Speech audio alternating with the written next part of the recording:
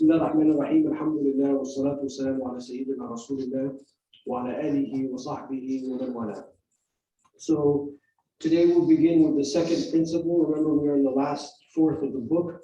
These are all of the 10 principles of the positive characteristics or the positive character traits. So today we begin with the second principle, which is fear al-khawf. قال رضي الله عنه ونفعنا بعلومه في الدارين. And Imam al-Ghazali says, rahimahullah, may we benefit from his knowledge in this world and the next. Allah subhanahu wa ta'ala has gathered for the fearful guidance, mercy, knowledge, and pleasure, and that suffices you as a blessing. Allah ta'ala says, هُدًى وَرَحْمَةٌ لِلَّذِينَ هُمْ لِرَبِّهِمْ يَرْهَبُونَ. Guidance and mercy for those who are fearful of the Lord.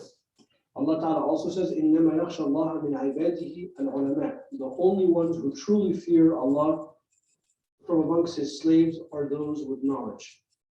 Allah Ta'ala also says, رَضِيَ اللَّهُ عَنْهُمْ وَرَضُوا عَنْ ذَلِكَ لِمَنْ خَشِيَ رَبَّهُ.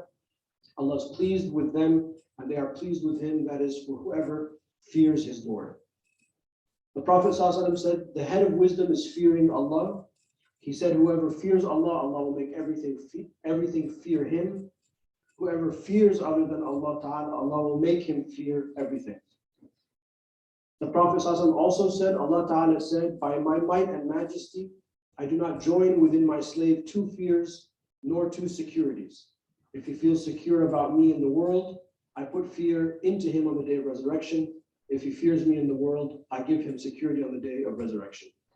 So we don't talk about fear of Allah subhanahu wa ta'ala often, because we talk about Allah subhanahu wa ta'ala as being merciful and loving and forgiving, and that's all, obviously that's all true. But fear here is not fear that leads to insecurity.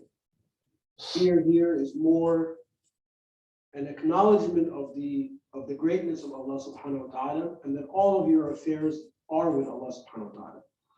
So the hadith that we read, whoever fears Allah, Allah Ta'ala will make everything fear Him. That's the key in this chapter. That if your concern is Allah subhanahu wa ta'ala, and you realize La hawla wa la quwwata illa billah, everything is with Allah, all ability and power is with Allah subhanahu wa ta'ala, and you're aware of that, then everything else becomes easy for you. So here, fear is not, I'm so scared of Allah, I don't want to talk to God, or I don't want to have a relationship with God. It's the opposite.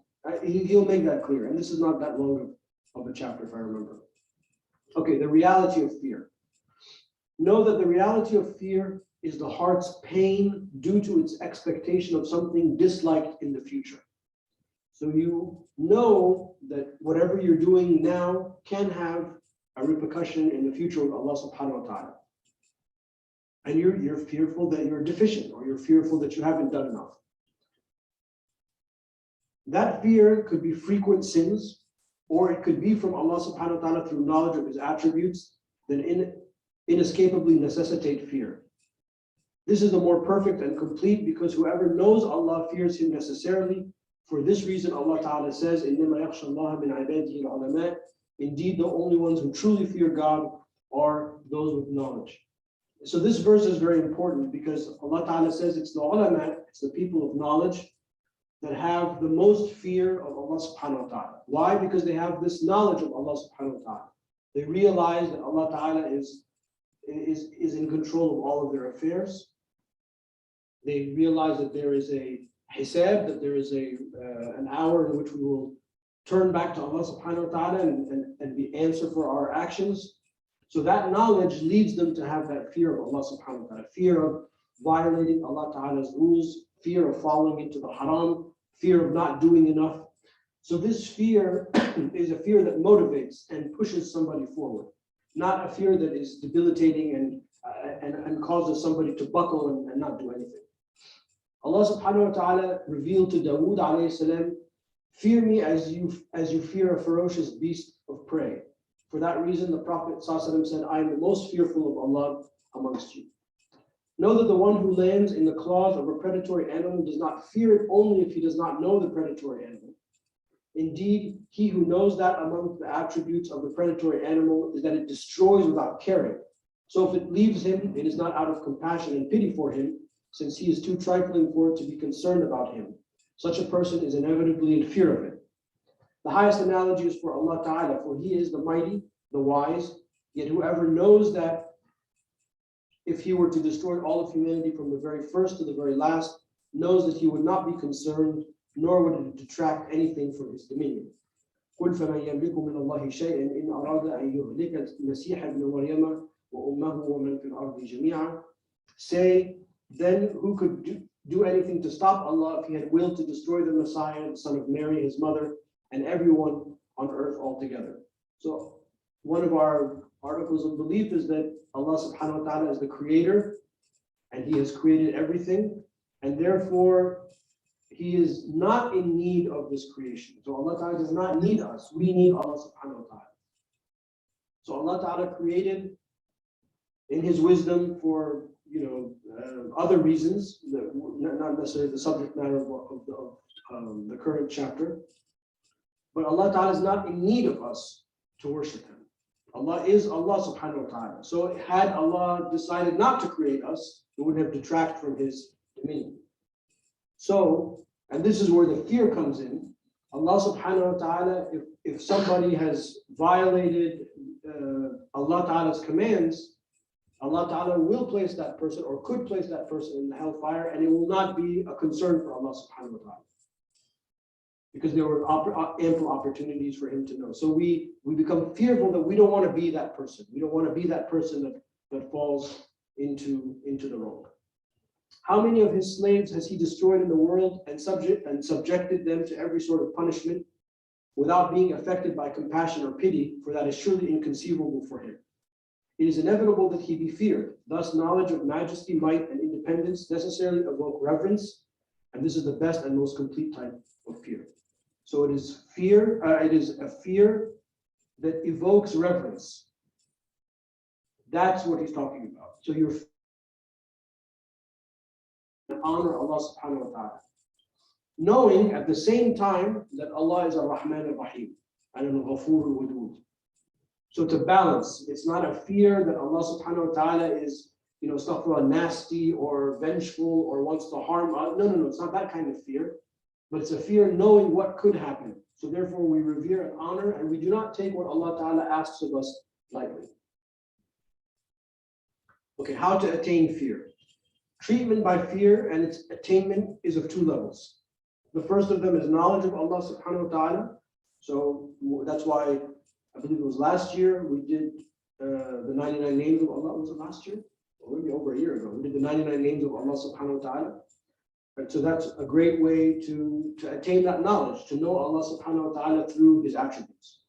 The first of them is knowledge of Allah ta'ala, for it entails fear necessarily. Truly, the one who lands in the claws of a predatory animal does not need any treatment in order to fear, if he knows a predatory animal. It is inconceivable that anyone who knows the majesty and independence of Allah subhanahu wa ta'ala, that He created paradise and people to inhabit it, knows that He created hell and people to inhabit it, that His word concerning eternal joy and eternal sorrow will fulfill for everyone in truth and in justice, that this is inconceivable for other than Him, and there is no averting the execution of His eternal decree, that He Himself does not know what has been predetermined for Him, meaning we do not know what has been predetermined for ourselves, nor what His final deeds will be. We don't know what our final act will be. We ask Allah Ta'ala to make our final act our best act, and that there is possibility that He is amongst those destined for eternal sorrow. It is inconceivable that such a person will feel anything but fear. So we just don't know what's going to happen. Maybe we're okay now, but we don't know what's going to happen a week from now, a month from now, a year from now. And we don't, that possibility, inshallah, nothing bad happens, but the possibility that we could, take a left turn somewhere and start marching the wrong way causes us to become fearful of Allah subhanahu wa ta'ala. As for someone who is unable to understand the reality of knowledge, his treatment is to observe those who fear. So if you don't understand this academically, then spend time with somebody who embodies this trait, you say. And then by spending time with somebody like that, then you find where that balance is. or listen to reports about them, like Imam Ghazali does frequently in his books. Indeed, those of Allah's creation who are the most fearful of Allah are the prophets, the saints, the scholars, and the people of spiritual insight. Those of the creation who feel most secure, on the other hand, are heedless, wealthy people who pay no heed to what has preceded them, or to the upcoming end, or to knowing Allah's majesty. This is like a boy who does not fear snakes, insofar as he has not observed his father fearing them, running from them, and trembling when he sees them. Yet when the boy sees the father in such a state, he imitates him and feels his fear, even if he does not know the reality of snakes. The Prophet ﷺ has said, Jibreel never came once to me except that he was trembling due to the fear of the hellfire. So this example of the boy and the father and the snake is interesting. When we grow up, we imitate, of course, our parents and the people around us. So if you grow up, for example, let's say you came to the mosque and there was a fight at the mosque, as unfortunately some mosques have fights over, frivolous things. I don't know, the number of rakats of tarawih, or I don't know, somebody says the brother gave the adhan wrong, or whatever, there's like a fight. And you're a young boy or a young girl, and when you see that, you hear your parent, whether your mother or your father, they say, astaghfirullah azim, and they walk away, right, to avoid becoming part of the fitna. So that instills in you, okay, that's something negative. You don't want to be part of the fitna. But if your parent is the one that's, picking up the chair, and I've been at the mosque when people throw chairs at each other, or threaten to throw chairs at each other, unfortunately. The mosque shall be nameless. That you're going to pick up another thing. You're going to pick up another, that the mosque is the place to fight and to flex and to this and to that. So the idea of imitating somebody who has fear, for us, the example is the Prophet. How did he live his life? He was fully engaged. He did everything that he needed to do in the world. He created a nation, created a people. He taught his people. He was kind to his followers, so on and so forth. But yet he was the one that had the most fear of Allah subhanahu wa ta'ala. So when you read about his life, then you can see where that balance is. It's not something that debilitates or that cripples you, but it's something that keeps you motivated to do more. It is said that when Iblis manifested, when he was to manifest, Jibreel and Mikael suddenly started crying. So Allah subhanahu wa ta'ala revealed to them, why are you crying? They said, oh Lord, we have no security from your plan. So Allah subhanahu wa ta'ala said, be so, do not feel safe from my plan, for no one feels safe from Allah's plan except disbelieving people. It is also said that when Allah ta'ala created the hellfire, the hearts of the angels flew from their places. When he created the children of Adam, they returned. The humming of Ibrahim's heart during prayer could be heard from a mile away. Dawood alayhi salam cried for 40 days in prostration without lifting his head until grass grew from his tears. Abu Bakr Siddiq radiallahu anhu said to a bird, if only I were like you, O bird, and not created as a human being. Abu Dhar said, radiallahu anhu, I wish I were a tree. Aisha alayhi salam said, I wish that I were completely forgotten. We have already related the states of the fearful in the book of Fear and Hope from the longer chapter in the Ahya, which I believe is translated. Let him reflect who falls short of the pinnacle of knowledge found in the states of the prophets, the saints, and the Gnostics, so that he might know that he is more worthy of being in fear than them. If he reflects on that truly, then fear will overcome him. Okay, so one of the reasons we have these stories is to these people, all these names, hopefully we recognize, these are people that accomplished almost unbelievable tasks in their life. They accomplished what almost no other community accomplished in such a short period of time. So these are not people that were fearful to the point that they did nothing. But these are expressions of reverence of Allah subhanahu wa ta'ala. But they were fully engaged in what they had to do. The slaves turning from fear to hope. Fear is a whip that drives the slave to happiness. Yet it should not be excessive to the point where it causes despair, for that is blameworthy. Rather, if it predominates, it should be mixed with hope. Of course, fear should dominate hope so long as the slave is committing sins. As for the obedient person devoted to Allah Ta'ala, he should be balanced between fear and hope. Like Umar radiallahu anhu when he said, If it were proclaimed that all of the creation will enter paradise except one man, I fear that I would be that man. If it were proclaimed that all of creation will enter hell except one man, I would hope to be that man. As for the one who is close to death, hope and having a good opinion of his Lord should dominate. The Prophet ﷺ said, let not one of you die except that he thinks well of his Lord. Right? So you don't go to somebody who's terminally ill or an elderly person in the community and feed them all the fear stuff. Right? But you make things easy for them and you make them optimistic so that they have hope. But for somebody who's young and living the life of a young person, a little bit of fear, what we say in English, tough love, a little bit of that is important. Furthermore, hope is different from empty wishing. Truly, the one who does not plant a seed and till the earth, yet looks forward to harvesting, is vainly wishful and deluded, not hopeful. The hopeful is he who plants the seed, tills the earth, and attains every means related to his choice. Thereafter, he remains hopeful that Allah Ta'ala will repel natural disaster and thieves and empower him to harvest after his crop grows. For this reason, Allah Ta'ala says, إِنَّ الَّذِينَ آمَنُوا وَالَّذِينَ هَاجَرُوا وَجَاهَدُوا فِي سَبِيلِ اللَّهِ أُولَٰئِكَ يَرْجُونَ رَحْمَةَ اللَّهِ وَاللَّهُ غَفُورٌ رَحِيمٌ. Verily, those who believe and those who migrate and struggle in Allah's path, these are the ones who hope for Allah's mercy, and Allah is forgiving and merciful. This example of the person who plants the seed and tills the earth and does everything, this is the example that we were taught when we were studying about tawakkul. This is what real tawakkul is. Not just a statement, but tawakkul is that you do everything that you need to do, and then at the end you put your trust in Allah subhanahu wa ta'ala. But tawakkul is not like, I just look at this empty field and, pray, oh God, make this harvest. I haven't even planted, or I don't know anything about planting or anything like that. That's not tawakkul. That's false hope. Right? So for us, what we need to do is everything that's possible, everything that we need to be doing, and at the end we say, Ya Rab, inshallah. In summary, the fruit of hope is encouragement to seek, and the fruit of fear is enticement to flee. Whoever hopes for a thing seeks it, and whoever fears a thing flees from it. The lowest level of fear is what moves one to abandon sin and turn away from the world. So here, fear being fleeing, not fleeing from Allah subhanahu wa ta'ala, but fleeing from the haram, knowing that Allah subhanahu wa ta'ala has the right to judge you for that. Whatever does not move one to that is merely talking to oneself or passing thoughts that are of no real gravity, like the emotionalism of women that produces no results.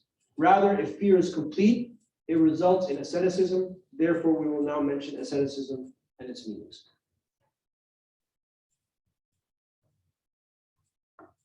Okay. The third principle, asceticism, is zuhd. If I remember correctly, this is a long chapter, so we won't do it all. We'll do a little bit of it and finish it next week. Allah subhanahu wa ta'ala, zuhd, zuhd, asceticism, is, as we will come to see, living with less or being detached from the world. Allah Ta'ala says, وَلَا تَمُدَّنَّ عَيْنَاكَ إِلَى مَا مَتَّعْنَا بِهِ أَزْوَاجًا مِّنْهُمْ زَهْرَةَ الْحَيَاةِ الدُّنْيَا لَنَفْتِنَهُمْ فِيهِ وَرِزْقُ رَبِّكَ خَيْرٌ وَأَبْقَى. Do not turn your eyes to what we have provided them of wives, adornment of the worldly life, to test them regarding it. The provision of your Lord is better and more lasting. Allah Ta'ala also says, مَنْ كَانَ يُرِيدُ حَرْثَ الْآخِرَةِ نَزِدْ لَهُ فِي حَرْثِهِ وَمَنْ كَانَ يُرِيدُ حَرْثَ الدُّنْيَا نُؤْتِيهِ مِنْهَا وَمَا لَهُ فِي الْآخِرَةِ مِنْ نَصِيبٍ. Whoever wants the harvest of the afterlife, we increase his harvest for him. Whoever wants the harvest of this world, we give it to him from it, yet he has no share in the afterlife. Allah Ta'ala said concerning Qarun, فَخَرَجَ عَلَى قَوْمِهِ فِي زِينَتِهِ قال الذين يريدون الحياة الدنيا يا ليت لنا مثل ما أوتي قارون إنه لذو حظ عظيم وقال الذين أوتوا العلم ويلكم ثواب الله خير لمن آمن وعمل صالحا. He came out to his people in his splendor. Those who desire the worldly life said, if only we had what Qarun has been given. Surely he has great fortune. Those who were given knowledge said, woe to you, Allah's reward is better for whoever believes and does righteous deeds. And this is one of the themes of the story of the people of Israel, told throughout the Quran. that they are always looking at what other people have been given from, whether it's some type of political power or some type of wealth, and they're always asking the prophets, well, we want that, we want those things of this world. Even though Allah Ta'ala gave them a prophet, what more would you want? Allah gave them a prophet to be with them. Thus, he clarified that asceticism is amongst the fruits of knowledge. The Prophet ﷺ said, whoever wakes up with the world as his aspiration, meaning that the world is your goal, Allah Ta'ala scatters his affairs, divides his property, places his poverty before his eyes, and does not give him anything from the world except what was written for him. So somebody wakes up and their focus is on the dunya. Because their focus is on the dunya, what ends up happening is they see their own wealth in these different parcels. So their attention becomes scattered. Because what's important for them is the dunya. So they're, okay, I have my retirement account. Oh, I have this account for the kids. Oh, I have this property here. Oh, I have the mortgage left on that. They start to become scattered, thinking about that which is a direct relation to their goal. And at the end of the day, they're only going to get what Allah Ta'ala has already written for them.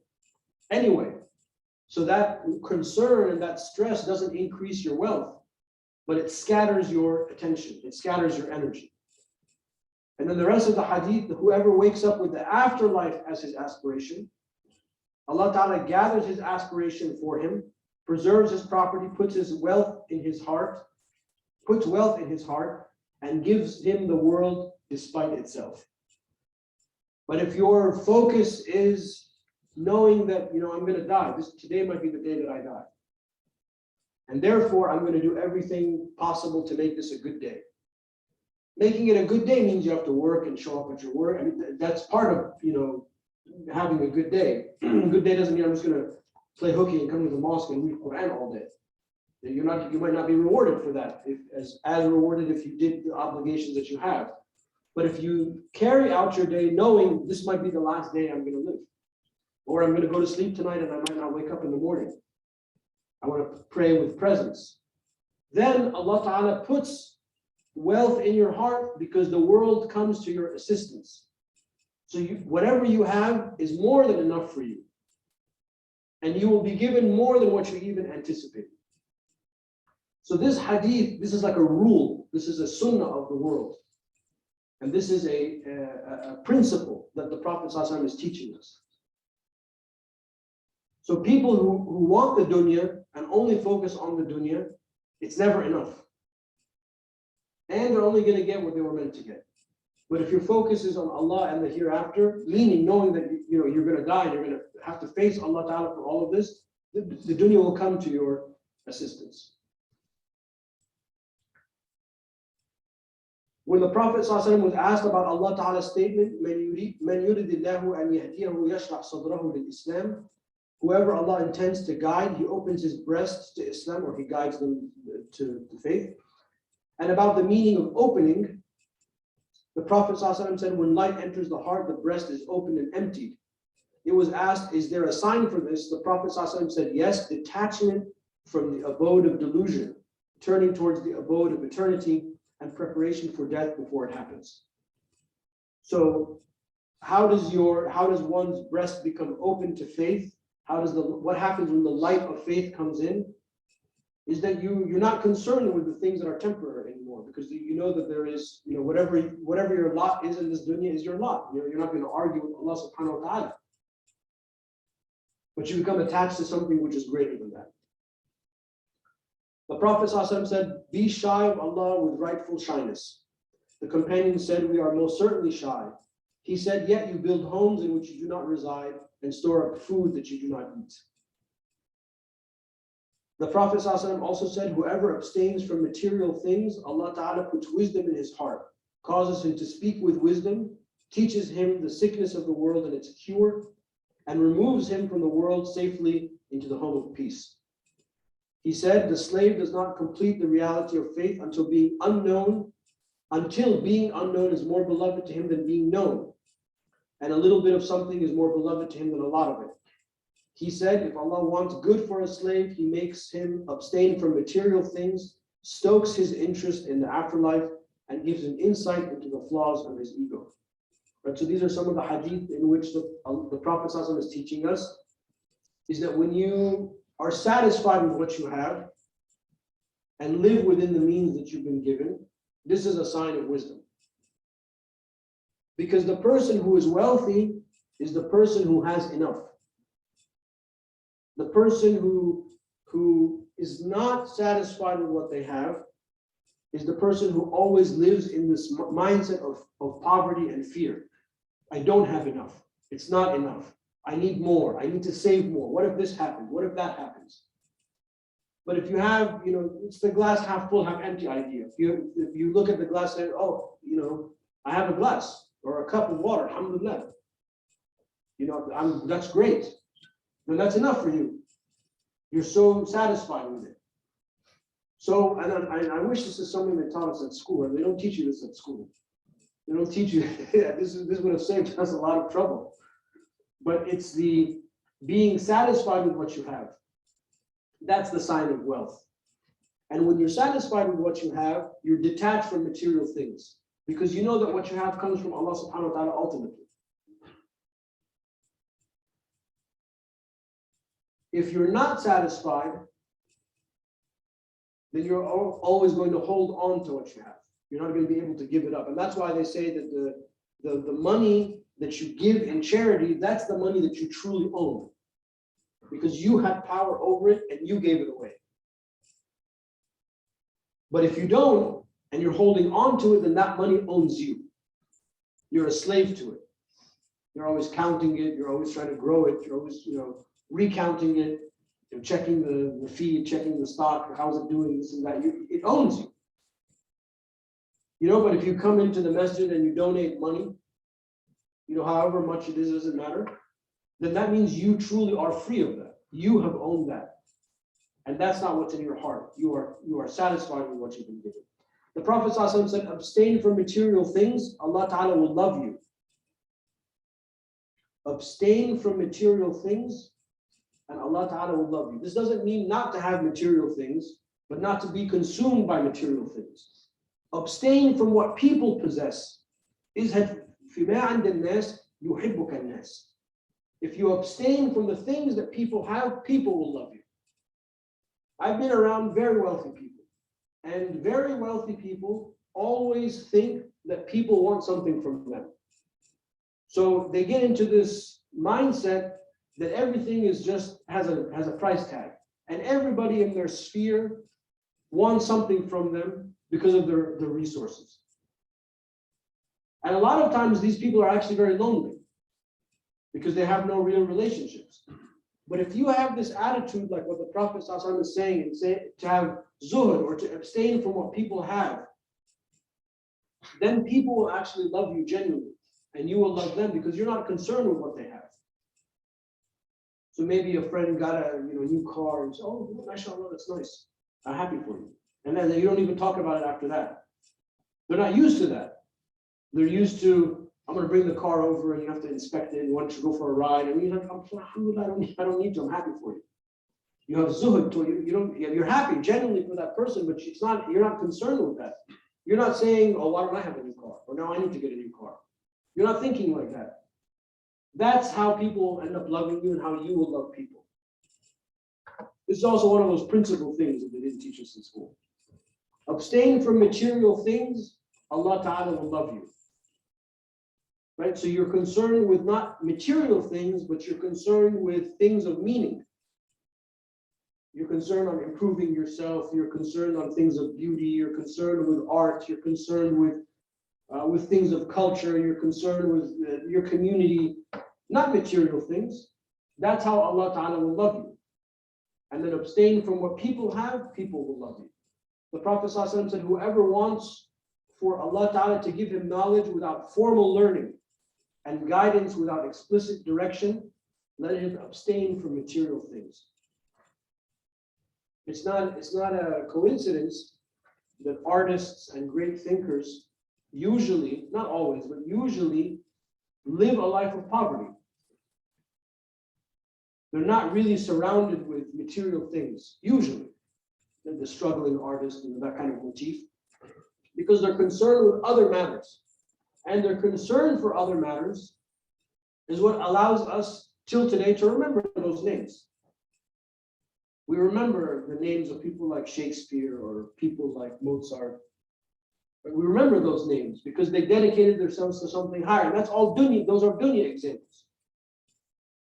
Now we add to it this other relationship with Allah subhanahu wa ta'ala, about being concerned not with material things, but with other things. That is how Allah will give you knowledge without formal instruction. You become wise.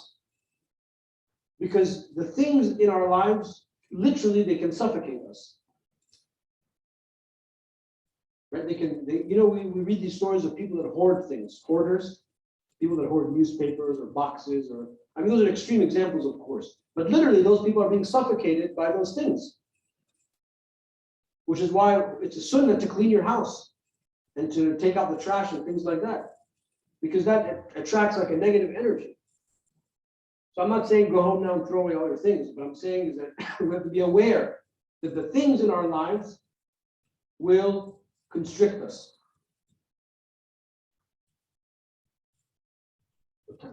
Do a little more. The reality of asceticism, its foundation, and its fruits. Asceticism in the world has a reality, a foundation, and a fruit. As for its reality, it is the self's aversion to the world and its voluntary withdrawal from it, despite the ability to acquire it. So to do the things that Imam al-Ghazali is talking about in this chapter is that you have to do it on purpose. Not that you say, oh, I don't want that Ferrari. I'm a Zen. We couldn't afford it in the first place. So of course you could say I don't want it. But it's when you can do something and then you stop yourself from doing it, that's what he's talking about. So you have the ability to acquire it. And that's why not everyone who's poor materially is necessarily an ascetic. Because a poor person can be so consumed with the things that they don't have that they can be full of the dunya, even though they don't have any dunya around them. So this is a disposition of the heart. This is not enumerating the things that somebody has or doesn't have. So if you are able to say, turn your back on something, I don't need that extra, that third this, or I don't need that fourth that. That's what he's talking about. That's the reality. As for its foundation, it is knowledge and light that shines in the heart until it spreads to the chest. Realization that the afterlife is better and more lasting becomes clear, and that the world in relation to the afterlife is less than a clay pot to a jewel. So the foundation of it is having this understanding. Being satisfied with what you have, realizing I don't need a third this or an eighth that, what I have is enough, I'm focused on something else. Its fruit is contentment with the necessary portion of the world, which is the portion of the rider's provision. What does a rider take? A traveler takes only what they need for that journey. And that's why one of the motifs that the Prophet ﷺ gave us is that our life in this world is like a traveler. We're traveling from birth to death. And when you travel, you just take what you need. You don't overpack or because it will weigh you down, or now there's weight restrictions, bag restrictions, so on and so forth. Now there are these things that you can't take with you because they're illegal to take. Right? So you have to think when you pack. Well, this is the same thing for your life. Think about what you need. You only need what you need for that day, for that week, etc. Its fruit is contentment with the necessary portion of the world, which is the portion of the rider's provision. Thus, the foundation is the light of realization, the fruition of which produces a state of withdrawal. Then, abstinence from all except the necessary portion of provision for the road appears on the limbs. This necessary provision for the road is shelter, clothing, food, and furnishings. As for food, now he's going to say some stuff that might upset us because he's giving us, examples. These are just benchmarks. As for food, it has a length and width. Its length is relative to time. The shortest level is limiting it to repelling hunger as it happens. Thus, if a person repels it with lunch, he does not keep anything for his dinner. Its intermediate level is for a person to store food for only 1 month or up to 40 days. Its highest level is for a person to store food for 1 year. If he goes beyond that, he has exited from all doors of asceticism, except if he does not have a living and does not ask like Dawood al-Ta'i, radiallahu anhu. He owned 20 dinars that he held onto and sufficed him for 20 years. This does not nullify the state of asceticism or its level in the afterlife, except according to someone who makes reliance upon Allah Ta'ala a condition for asceticism.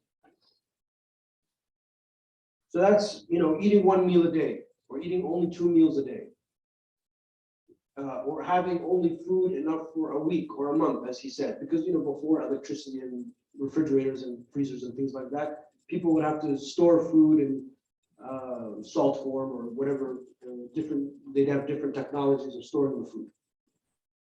As for its width, the least is half a ritl, the medium amount is a ritl. Do you have what the ritl is? It's approximately 455 grams. The highest amount is a mud, which I believe is double that. Anything in excess of this nullifies the station of asceticism. So basically, everything that we eat is against what Imam al-Ghazali is right. That's why I said, this is just a benchmark. As for its kind, the least is whatever nourishes, even bran. The medium is barley bread, and the highest is unrefined wheat bread. If it is refined, then this is enjoyment, not asceticism. As for condiments, the least of them are vinegar, herbs, and salt. These are like the condiments that the Prophet ﷺ used to eat with. The medium is oil, and the highest is meat, eaten once or twice a week. If meat is always eaten, then the person who eats it is not an ascetic. Aisha alayhi salam said, 40 nights would pass, and not a fire or lamp would be lit in the house of Allah's Messenger sallallahu alaihi wasallam. For over a month, they had nothing to cook. So what they ate was just whatever dried food, dates, water. It was said Allah's Messenger sallallahu alaihi wasallam was not satiated with wheat bread 3 days in a row since the time he entered Medina. As for clothes, the least is whatever covers the privates and protects them from heat and the cold. The highest is a shirt, pants, and a scarf of rough fabric. It should be the case that if a person were to wash his garment, he would not find another one, which means having one article of clothing. If a person owns 2 shirts, he is not an ascetic. Abu Barda said, Aisha alayhi salam brought out a matted garment and a rough loincloth. She said, Allah's Messenger sallallahu passed away with these on.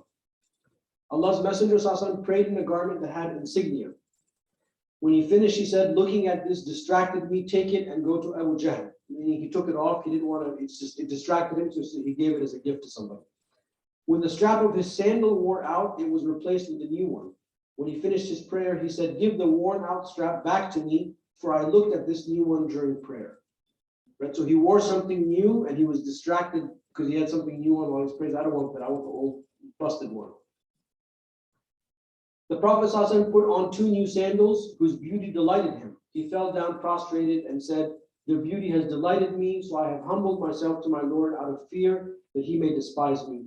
Then he took them off and gave them to the first poor person he saw. 12 patches were counted on the shirt belonging to Sayyidina Umar radiallahu anhu, some of them from leather. Imam Ali alayhi salam bought a garment during his caliphate for 3 dirhams. He cut off its sleeves from the wrists and said, all praise is due to Allah who clothed me with this from his provision of clothes. Someone said, I estimated that the value of Sufyan's garment and sandals to be a dirham and 4 daniqs, which is like the change. Imam Ali alayhi salam said, truly Allah Ta'ala required the leaders of guidance to be like the people in their lowest material state, so that the rich person might take them as an example and the poor person would not be disparaged on account of his poverty. As for shelter, its lowest is that a person be content with a corner in a mosque or a hospice, like the people of the porch, Ahl Sufa, who basically lived outside the Prophet's house. The highest is that a person seeks for himself a private place, that is an apartment, by either buying or renting, on condition that it is no more spacious than necessary. He does not extend its height. He does not regard plastering it important.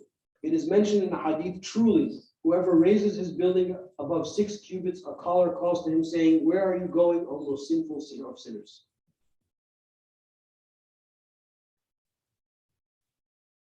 I think that's what we got. Abu Nu'aym in the Hilya. I don't know what's in there. Allah's Messenger ﷺ died having never placed a brick over a brick or a rod over a rod, meaning never, built up his home. Abdullah bin Umar radiallahu anhu said, Allah's Messenger ﷺ walked by us while we were fixing a hut and said, indeed, the matter is hastier than that. Nuh alayhi salam took a hut as a house, so it was said to him, why not build? He said, this is a lot for someone who will die. The Prophet ﷺ said, whoever builds above what is enough for him will be forced to carry it on the day of resurrection.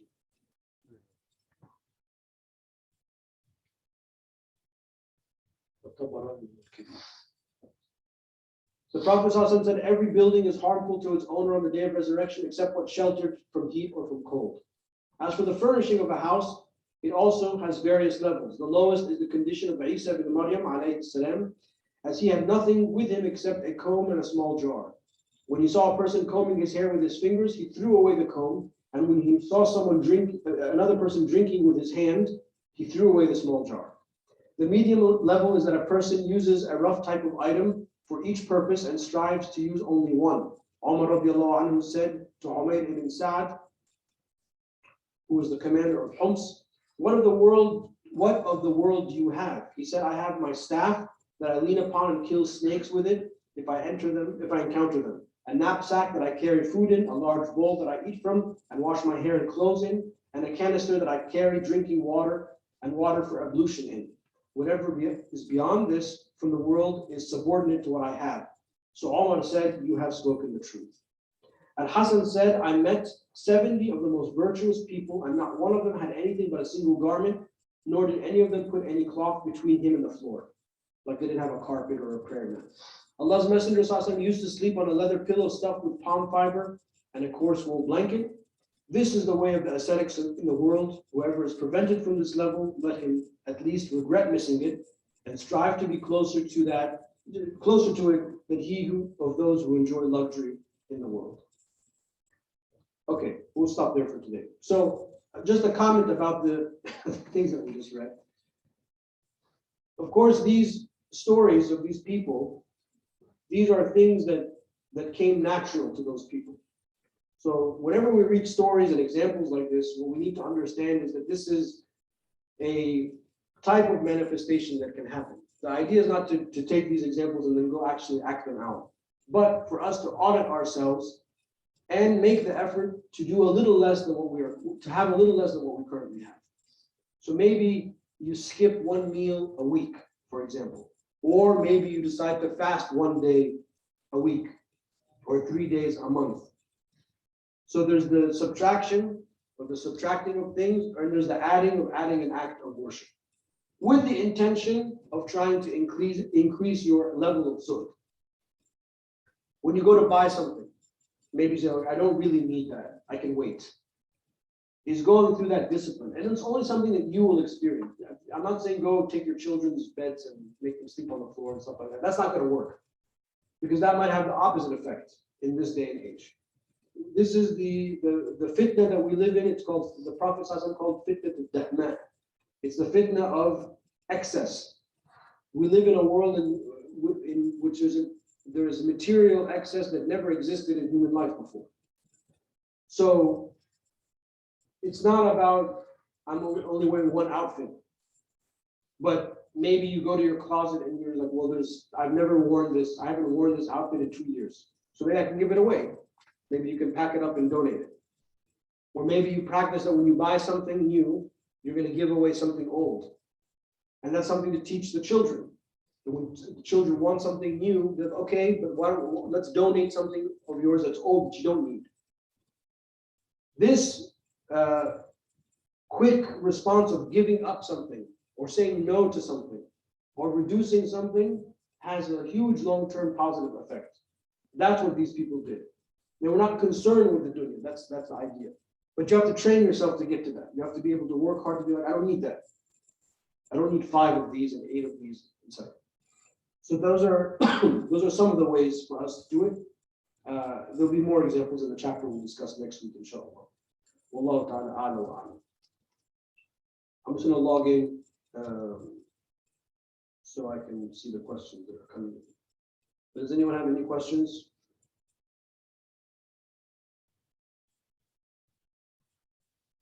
I don't need to see myself.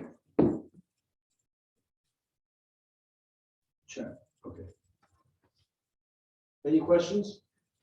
Yeah. Misery and No? like misery, like somebody, like you have the ability to buy something but you don't buy, and it goes to the level that you don't buy, it is not misery. No, not if your intention is to have less of the dunya. That's not being miserly. No. But being miserly is that your kids need something and you know it's too expensive, but then you spend money on yourself.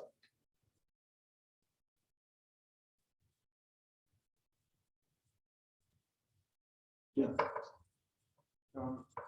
The content of this chapter we're more focused on material possessions, but there is a trend, at least in this culture, to move away from material possessions, but accumulate experiences instead, in which you can spend large sums of money on travel or dining and things like that.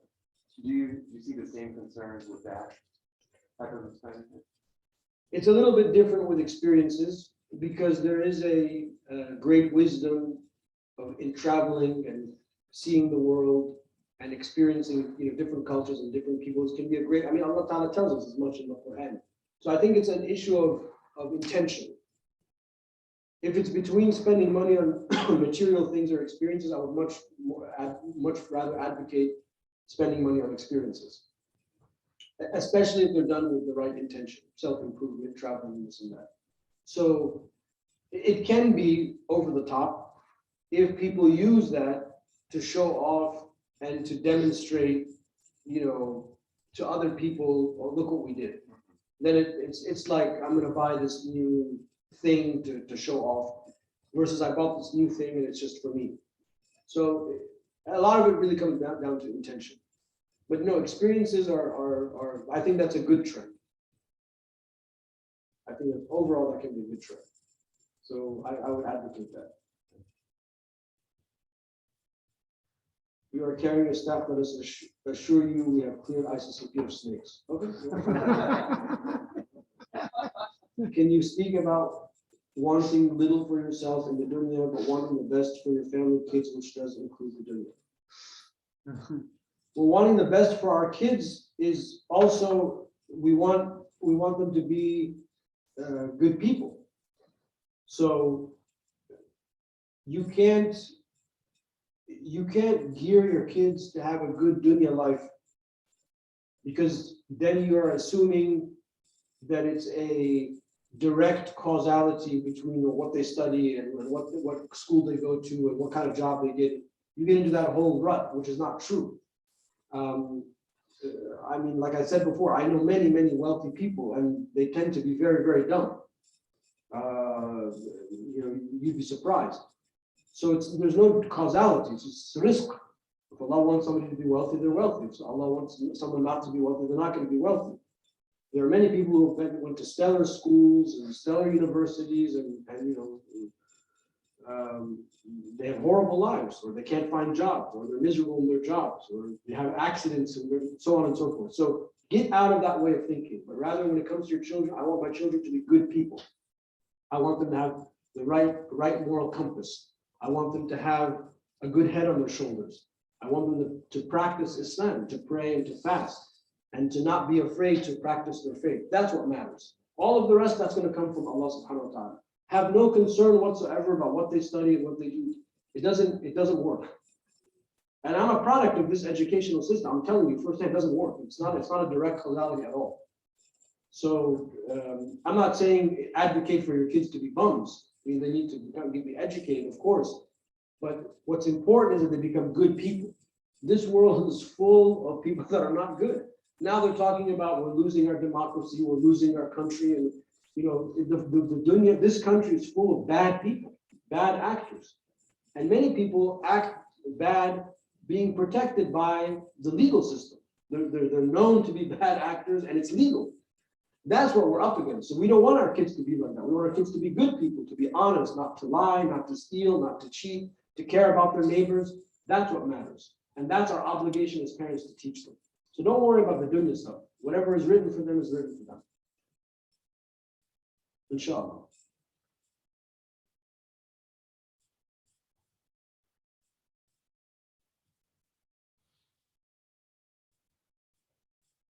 Anybody else?